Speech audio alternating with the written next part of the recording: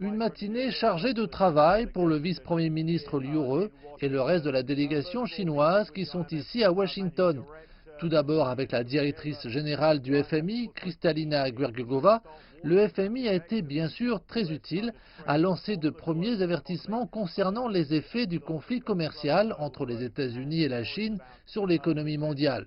En particulier, le ralentissement de la croissance mondiale et les inquiétudes concernant les investissements. Ensuite, les principaux chefs d'entreprise américains, y compris le président du Conseil commercial américano-chinois Craig Allen, ont joué un rôle clé dans les relations économiques entre Washington et Beijing. Celui-ci se dit quelque peu optimiste envers cet accord de phase 1. L'accord ne sera pas complet, il ne sera pas parfait, mais c'est un pas en avant substantiel et il répond à certaines des principales préoccupations des entreprises américaines.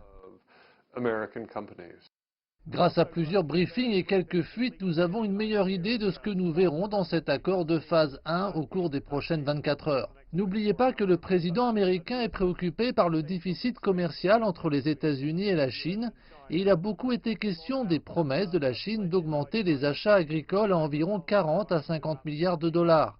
Nous nous attendons à des chiffres plus importants, nous dit-on, dans le secteur de l'énergie, de la fabrication et des services. Et bien sûr, il sera aussi question de l'accès au marché, de la protection de la propriété intellectuelle et des nouveaux mécanismes pour que la relation puisse devenir plus stratégique en ce qui concerne les liens économiques entre les deux pays. Plusieurs grands titres ont fait état des tarifs qui resteront en place à la suite de la signature de cette première phase.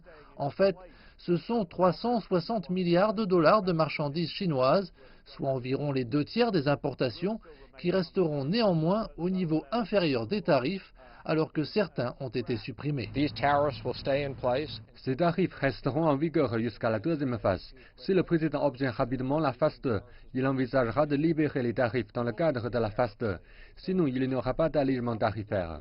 Donc ne vous attendez pas à ce que cette guerre disparaisse. Et rappelez-vous que le président américain a indiqué récemment que l'accord de phase 2 pourrait ne pas avoir lieu avant la tenue des prochaines élections, puisqu'il se présente pour un second mandat. Et comme certaines agences de presse l'ont signalé, il est probable que certains tarifs resteront en place jusqu'à après les élections de novembre.